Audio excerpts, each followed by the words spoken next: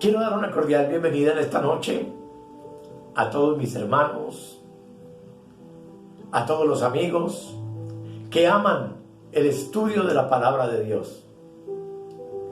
Aquellos en quien el Espíritu Santo ha despertado el deseo de entender y conocer el misterio de Dios. Les doy la bienvenida y vamos a orar. Querido Dios, te damos gracias en esta hermosa noche por el privilegio de poder acercarnos una vez más a tu verdad. Oro para que el Espíritu Santo nos guíe, nos ayude, nos fortalezca, nos revele tu verdad, que por supuesto no es sencilla de explicar y puede ser difícil de entender, pero que con la ayuda tuya, mi Señor, como dice tu palabra, todo es posible. Gracias, en el nombre de Jesús. Amén. Amén y amén. Una vez más, bienvenidos.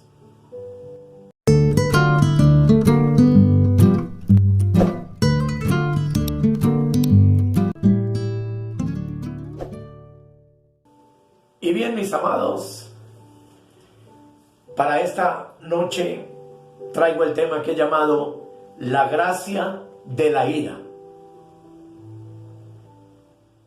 Y quiero comenzar leyendo con ustedes el Evangelio según San Lucas, capítulo 12, el versículo 5, donde la palabra del Señor dice: pero os enseñaré a quién debéis temer. Temed a aquel que después de haber quitado la vida, tiene poder para echar en el infierno. Sí, os digo, a este temed. Algunos estarán preguntando, ¿pero cómo? ¿La gracia de la ira? Lo primero que tenemos entonces que entender, amados, es que gracia es lo que Dios otorga o aplica al hombre. Así entonces, la gracia de la ira de Dios es un atributo que no necesita ni excusas ni justificación de parte de ningún hombre. La gracia de la ira de Dios no es una mancha en su carácter divino, como estaremos desarrollando el tema. Y la gracia tiene dos connotaciones al hablar de la gracia de la ira de Dios, que son la venganza y el pago. Estas dos son aplicaciones retributivas de la justicia de Dios. En Deuteronomio, vamos a mirar Deuteronomio capítulo 32, verso 39 al 41. Deuteronomio 32, verso 39 al 41. Dice la palabra de Dios. Está hablando proféticamente Dios diciendo: ved ahora que yo soy, y no hay dioses conmigo. Yo hago morir y yo hago vivir. Yo hiero y yo sano. Y no hay quien pueda librar de mi mano. Porque yo alzaré a los cielos mi mano y diré: vivo yo para siempre. Y el verso 41 dice: sí, afilaré mi reluciente espada y echaré mano del juicio. Yo tomaré venganza de mis enemigos y daré la retribución a los que me aborrecen. ¿Qué es entonces la ira de Dios? Y la respuesta es muy sencilla. Es su eterno aborrecimiento a toda injusticia del hombre. Es el desagrado activo de Dios contra la maldad. Es la justa indignación que tiene Dios en contra de la inrectitud del hombre. Y Dios, por supuesto, amados, se aira porque odia todo pecado. Dios se aira porque debido a su santidad no puede tolerar el mal del hombre. Y eso es algo que tiene que quedarnos lo suficientemente claro. En el Salmo 7, Salmo 7, versículo 11, la palabra del Señor dice, léelo conmigo, dice, Dios es juez justo y Dios está airado contra el impío todos los días. Así que, amados, la gracia de la ira de Dios nos revela que Él es perfecto porque no tolera ni el pecado ni la maldad. Y si Dios fuera indiferente al pecado, carecería entonces de alta moral y, por supuesto, de santidad. Pero tú y yo sabemos que eso no es así. Si Dios es la suma de todas las excelencias, entonces Dios no podría mirar con igual satisfacción la virtud y el vicio, o la sabiduría y la locura.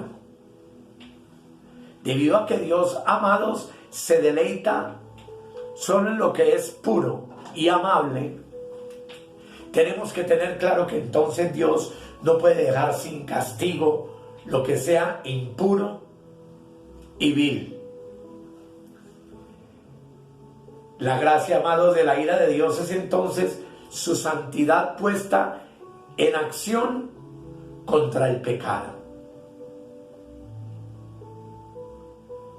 Es la causa motriz de su sentencia, de la sentencia justa que Él pronuncia contra todo aquel que actúa mal. Y es que entonces, amados, debemos entender que Dios se enoja contra el pecado, porque es una rebelión contra su autoridad, es un ultraje cometido contra su soberanía inviolable. Y podríamos entender también entonces que la gracia de la ira de Dios no es una venganza maligna, que quiera herir por herir, sino que es la justa retribución por los actos malvados cometidos por la criatura. Dios en el Edén, amados, se enojó contra Adán y Eva y manifestó su enojo expulsándolos del huerto. Y aquí vale la pena que juntos leamos Romanos capítulo 1, el versículo 18, donde la palabra dice: porque la ira de Dios se revela desde el cielo contra toda impiedad e injusticia de los hombres que detienen con injusticia la verdad. Esto nos permite entender castigos ejemplares tales como el diluvio universal y la destrucción de las ciudades de la llanura de Sodoma y Gomorra con fuego del cielo, lo cual, al entender la palabra de Dios, nos muestra que fue una clara manifestación de la ira de Dios contra el reino del pecador. En el Salmo 95, 11, Salmo 95, el verso 11, dice la palabra: por tanto juré en mi furor que no entrarían en mi reposo. Y viene refiriéndose a los israelitas con el cual el Señor estuvo disgustado 40 años en el desierto. Leamos el verso 10, dice: 40 años estuve disgustado con la nación y dije: pueblo es que divaga de corazón y no han conocido mis caminos. Por tanto juré en mi furor que no entrarían en mi reposo. Y aquí lo extraordinario de todo es que utiliza la palabra jurar. Y hay dos motivos por los que Dios jura.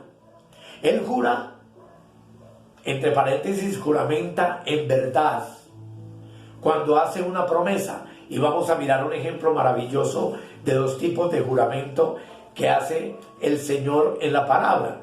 En Génesis capítulo 22, el versículo 16, dice: y dijo, por mí mismo he jurado, dice Jehová, que por cuanto has hecho esto y no me has rehusado tu hijo, tu único hijo, verso 17, de cierto te bendeciré y multiplicaré tu descendencia como las estrellas del cielo y como la arena que está a la orilla del mar.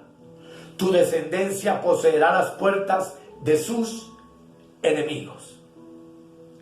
Y él también jura y juramenta en verdad cuando anuncia el castigo. Aquí fue una promesa de bendición, pero en Deuteronomio capítulo 1, el verso 34 dice, Deuteronomio 1:34 dice: y oyó Jehová la voz de vuestras palabras y se enojó y juró diciendo: no verá el hombre alguno de estos, de esta mala generación, la buena tierra que juré que había de dar a vuestros padres. Nuevamente haciendo referencia a los rebeldes que salieron de Egipto, camino de la tierra prometida. En el primer juramento que fue hecho a Abraham, Dios juró en favor de sus hijos. Y en el segundo juró para atemorizar a los impíos. Lo que implica, amados, que un juramento de Dios es una confirmación solemne. Como dice en el Nuevo Testamento el libro de los Hebreos capítulo 6. Hebreos capítulo 6 del versículo 16 al 18. Dice: porque los hombres ciertamente juran por uno mayor que ellos, y para ellos el fin de toda controversia es el juramento para confirmación. Verso 17. Por lo cual, queriendo Dios mostrar más abundantemente a los herederos de la promesa la inmutabilidad de su consejo, interpuso juramento, para que por dos cosas inmutables, en las cuales es imposible que Dios mienta, tengamos un fortísimo consuelo los que hemos acudido para asirnos de la esperanza puesta delante de nosotros. Nuestra salvación y nuestra seguridad en Cristo es absoluta, y para ello Él interpuso juramento. Otras palabras, en Génesis 22:16 dijo Dios: por mí mismo he jurado. En el Salmo 89, verso 35, declaró: una vez he jurado por mi santidad. Mientras que en el Salmo 95:11 afirmó: juré en mi furor.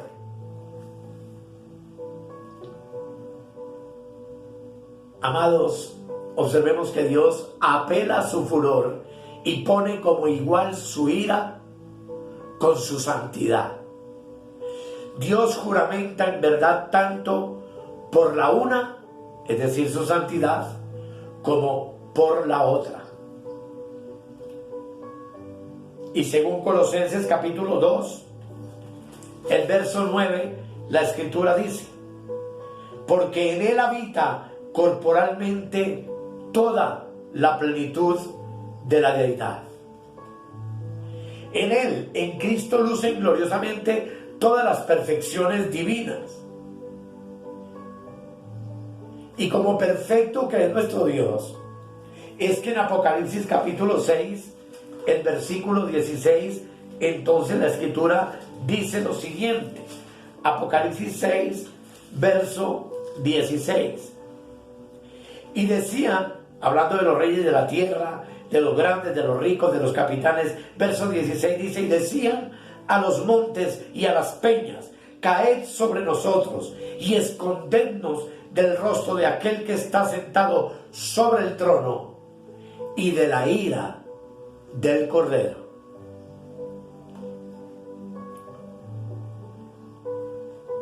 Amados, en un cercano día, la ira del Cordero se manifestará contra todos los que ahora se oponen a él. Y ese tema ya lo conocemos y sabemos que es los 7 años de la tribulación, conocido en la palabra también como el día de la ira del Dios nuestro. En Apocalipsis 19, del verso 1 y 3, la palabra al 3 dice: después de esto oí una gran voz de gran multitud en el cielo, que decía: aleluya, salvación y honra y gloria y poder son del Señor Dios nuestro, porque sus juicios son verdaderos y justos, pues ha juzgado a la gran ramera que ha corrompido a la tierra con su fornicación, y ha vengado la sangre de sus siervos de la mano de ella. Otra vez dijeron: aleluya, y el humo de ella, de la gran ramera, sube por los siglos de los siglos.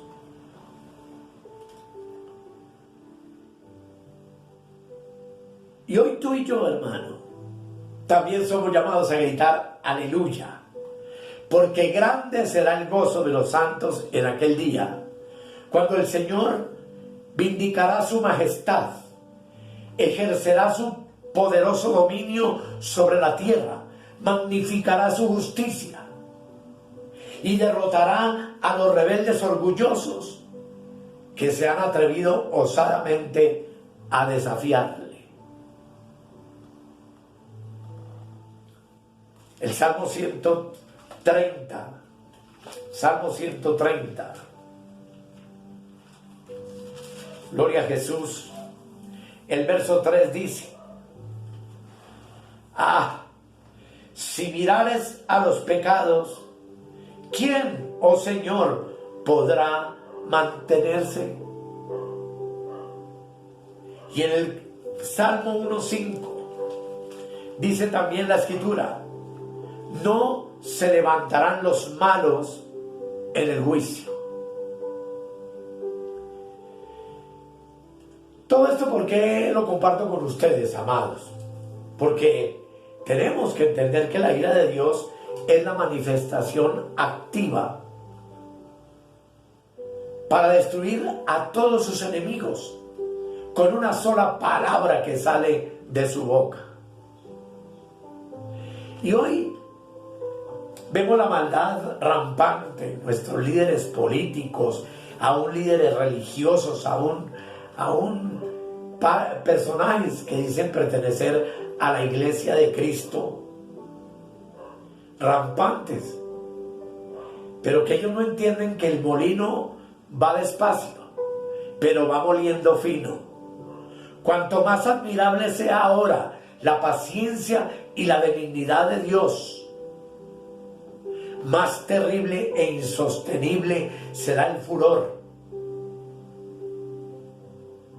que su bondad profanada ocasionará sobre la tierra en los juicios que están próximos a ser derramados. 7 trompetas, 7 copas de la ira y el desatamiento primario de los 7 sellos del libro de Apocalipsis. El molino de Dios va despacio, pero Romanos capítulo 9, el versículo 22 dice lo siguiente, y vale la pena que juntos lo leamos con suma atención. Romanos capítulo 9, verso 22. Dice: ¿y qué si Dios, queriendo mostrar su ira y hacer notorio su poder, soportó con mucha paciencia los vasos de ira preparados para destrucción. Aquí tenemos que entender algo. Dice la palabra del Señor que Él mostrará su ira, que hará notorio su poder, pero antes está soportando con mucha paciencia. Lo que implica que antes de la ira, primero está la paciencia de Dios. Y yo quiero, amado, que tú entiendas en esta hora maravillosa que Dios no puede ser burlado. Que todo lo que el hombre sembrare, eso segará. Y que dentro de la paciencia de Dios hay una renuencia de parte de Él a castigar a los pecadores. Por lo cual sigue siendo paciente, esperando que todos procedan al arrepentimiento. Pero preguntémonos entonces, ¿para qué es la paciencia de Dios? Segunda de Pedro 3:15. Segunda de Pedro 3:15. Dice: y tened entendido que la paciencia de nuestro Señor es para salvación. Aquí termina Pedro diciendo, como también nuestro amado hermano Pablo, según la sabiduría que le ha sido dada, os ha escrito. Pero, ¿para qué es la paciencia de Dios? Es para salvación. Pero dentro de ese segmento de la paciencia de Dios, está soportando los pecados de los vasos de ira para destrucción. ¿Por qué son vasos para destrucción? Romanos 1:18. Romanos 1:18 dice: porque la ira de Dios se revela desde el cielo contra toda impiedad e injusticia de los hombres que detienen con injusticia la verdad. Y en el verso 21 agrega: pues habiendo conocido a Dios, no lo glorificaron como a Dios ni le dieron gracias, sino que se envanecieron en sus razonamientos, y su necio corazón fue entenebrecido. Romanos 2:5 dice: pero por tu dureza y por tu corazón no arrepentido, atesoras para ti mismo ira para el día de la ira y de la revelación del justo juicio de Dios. El verso 6 dice: el cual pagará a cada uno conforme a sus obras. Líbranos el Señor de estar para ese tiempo terrible de su ira, amados. Permítanos el Señor hoy disfrutar de esta gracia maravillosa y que podamos vivir delante de Él en santidad y en pureza de vida. Porque es aquí, amados, donde el apóstol Pablo en Romanos 9, versículo 22, dice lo siguiente. Romanos 9, 22 dice: ¿y qué si Dios, queriendo mostrar su ira y hacer notorio su poder, soportó con mucha paciencia los vasos de ira preparados para destrucción? Mire que dice: queriendo mostrar su ira y hacer notorio su poder. Dios hace notorio el poder de su ira a los que hasta el fin rehúsan responder favorablemente a sus pacientes exhortaciones, a su paciente llamado. Dios nos está llamando día a día a través de su palabra a vivir una vida recta, una vida santa, una vida en Cristo, una vida en el Espíritu. Y el ejemplo que pone el Señor en el versículo 17 de Romanos capítulo 9 es muy diciente. Utilizó a Faraón, dice Porque la Escritura dice a Faraón: para esto mismo te he levantado, para mostrar en ti mi poder y para que mi nombre sea anunciado en toda la tierra. Y más adelante, en lo que ya hemos visto, Faraón fue un vaso de ira para destrucción. ¿Por qué? Porque Dios lo soportó con mucha paciencia. Cuando a través de Moisés reiterativamente le ordenó que dejara ir al pueblo de Israel, y tú y yo conocemos el tema. Pero Faraón también, vez tras vez, endureció su corazón a estas órdenes de Dios.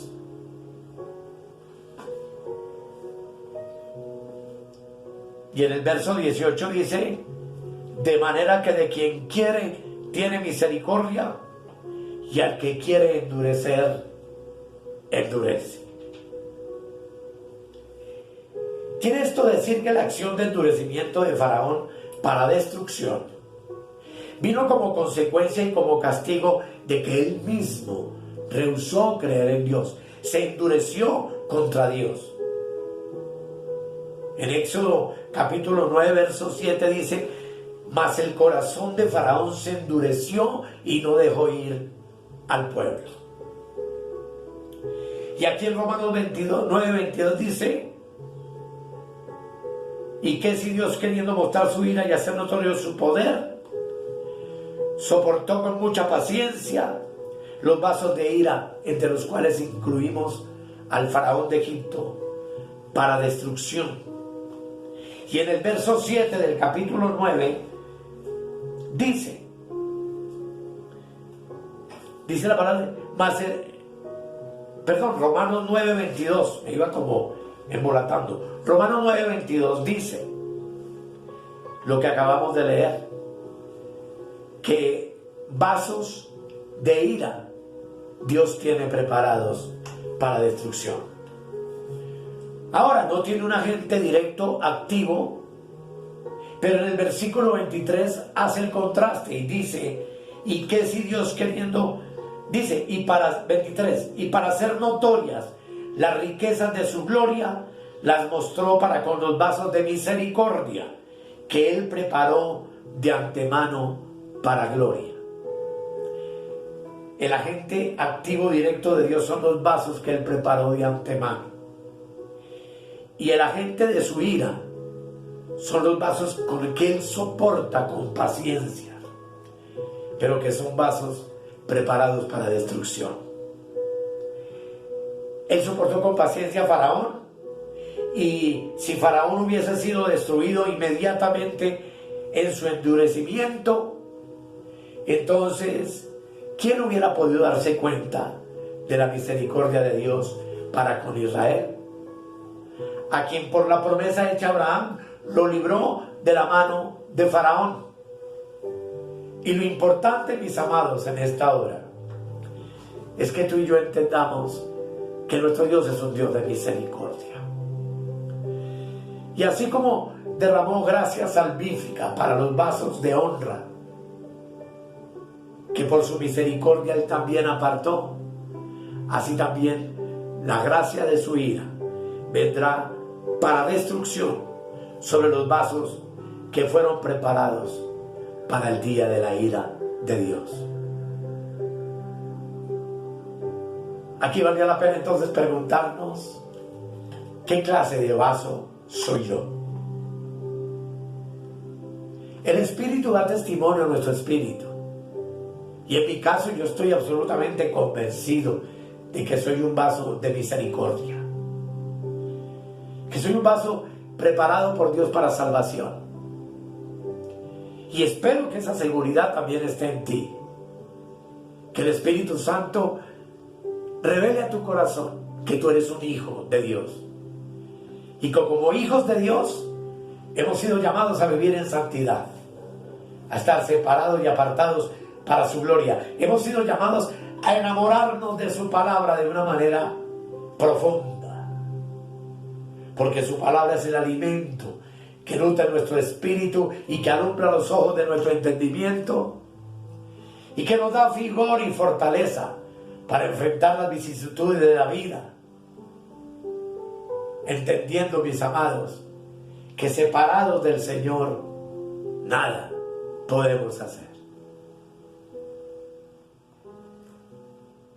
La ira de Dios se manifestará en breve sobre la tierra, pero la iglesia habrá escapado, pues no hemos sido puestos para ira, sino, como dice Tesalonicenses, para alcanzar misericordia por medio de nuestro Señor Jesucristo. De ti depende tu seguridad. Démosle gracias al Señor. Querido Padre, muchas gracias en esta hora. Gracias, Señor, porque tú eres un Dios de bondad, un Dios de misericordia y un Dios de infinita paciencia. Y nosotros, Señor, los privilegiados tuyos, los que habiendo sido lavados por la sangre del Cordero, hoy permanecemos firmes, fieles, creciendo en el conocimiento del Señor siempre, alabando al Señor con himnos y con cánticos espirituales en nuestro corazón y dándole gracias cada día que nos regala de vida como si fuera el último, pues estamos seguros de que nada ni nadie nos podrá arrebatar de su diestra, de que estamos esculpidos en la mano del Hijo y en la mano del Padre, y que en esas manos estamos seguros eternamente, para gloria de Dios y para bendición de nuestras vidas. Gracias, Padre, gracias, Hijo, y gracias, Espíritu Santo. Amados, que el Señor continúe bendiciendo tu vida, y muchas gracias por la atención prestada. Hasta el próximo miércoles, Dios mediante, que seguiremos ahondando en la gracia. Parece un tema redundante y repetitivo, pero que sí es importante poder entender todos los aspectos que la gracia de Dios abarca, en bendición para nuestras vidas y en castigo para todos aquellos que no quieren entender y obedecer lo que el Señor ordena en su palabra. Hasta la próxima y muchas gracias. Escudriñad las Escrituras, porque a vosotros os parece que en ellas tenéis la vida eterna, y ellas son las que dan testimonio de mí. Si necesitas oración o tienes alguna inquietud, contáctenos al 314-585-2864. Suscríbete en nuestro canal de YouTube o escríbenos al correo electrónico reinandoenplenitud@gmail.com. Bendiciones para todos y hasta la próxima.